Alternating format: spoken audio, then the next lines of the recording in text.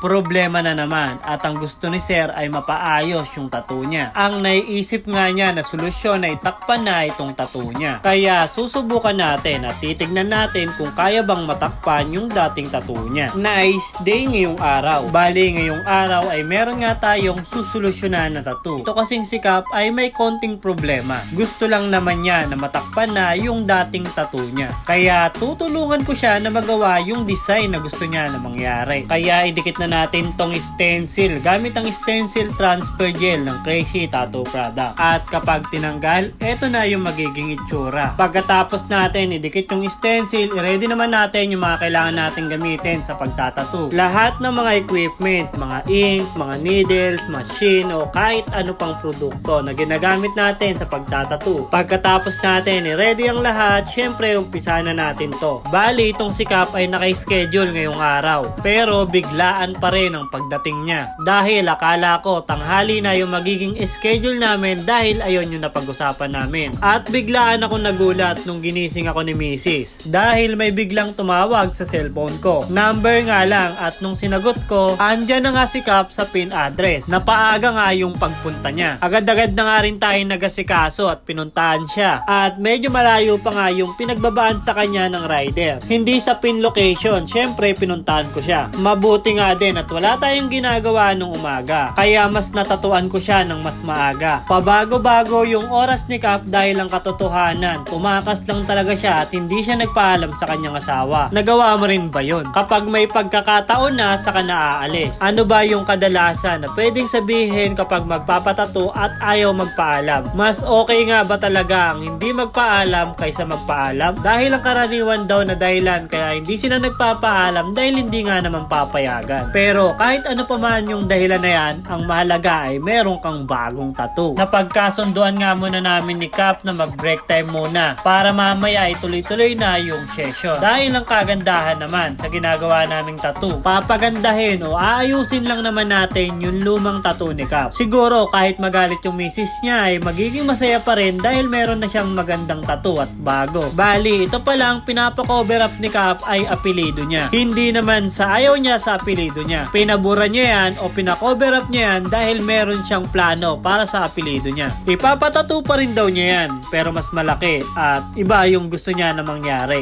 Parang 3D o parang nakalutang nga daw yung mangyayari sa tattoo na apelido. Decision yun ni Cap kaya respetuhin natin at syempre respeto rin sa dating artist dahil gusto na nga ni Cap na maging rose yung dating tattoo niya. At hindi na nga natin to papatagalin pa. Linisan na natin to gamit ang foaming soap ng Crazy Tattoo Product. At ito na nga yung kinalabasan sa ginawa nating tattoo kay Cap. Ito yung dating tattoo niya. At ito naman yung kinalabasan ngayon. Ikaw, meron ka rin bang tattoo na gustong ipa-cover up? Anong dahilan at anong design ng gusto mong bagong ipatattoo?